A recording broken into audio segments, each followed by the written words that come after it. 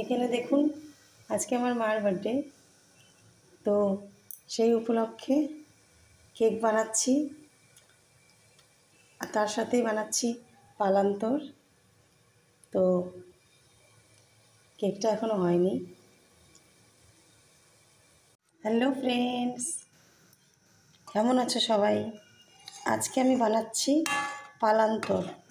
তো অলরেডি তোমরা দেখতে পাচ্ছ এখানে আমি দুধটাকে ছানা বানিয়ে নিয়েছি। মানে আমি দুধের সঙ্গে আর ছানাটাকে যে আলাদা করব তা না, কেন কি এটা আমি পালান্তর বানাচ্ছি।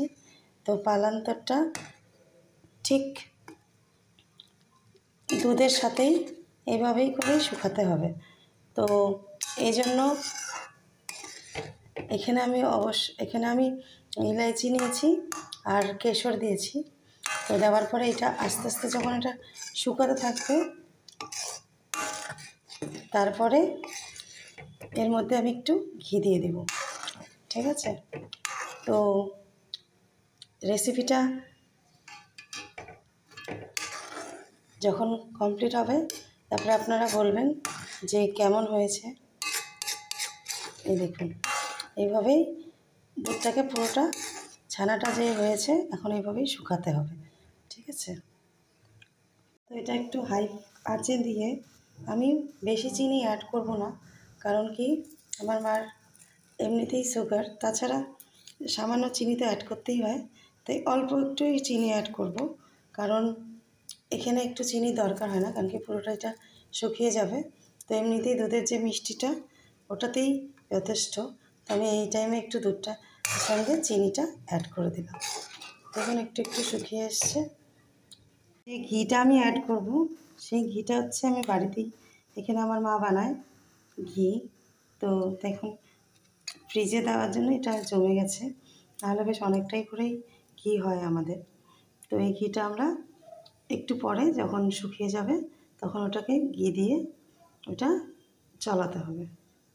দেখুন এখানে প্রায় একটু শুকিয়ে এসছে দুধটা।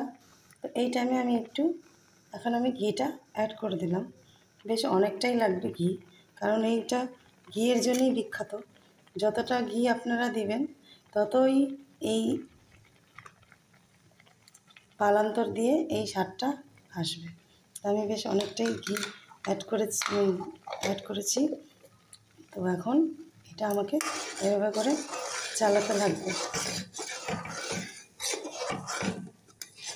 এখন একটা অদ্ভুত সুন্দর স্মেল এসেছে, এক তো ইলাইচি, কেশর আর এই ঘি, অসম।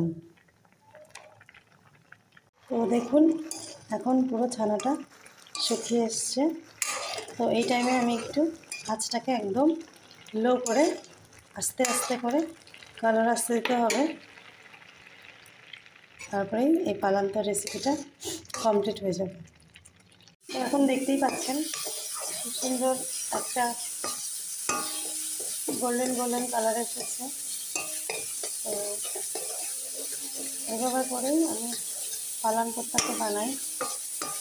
তো এই টাইমে একদম আপনাকে চালাতেই লাগবে, পুরো এটা লেগে যাবে। দেখুন একটা খুব সুন্দর পালান্তর আমার প্রায় রেডি। আরও আমাকে 10 মিনিট ধরে এটা কম আছে, এইভাবে করেই চালাতে হবে।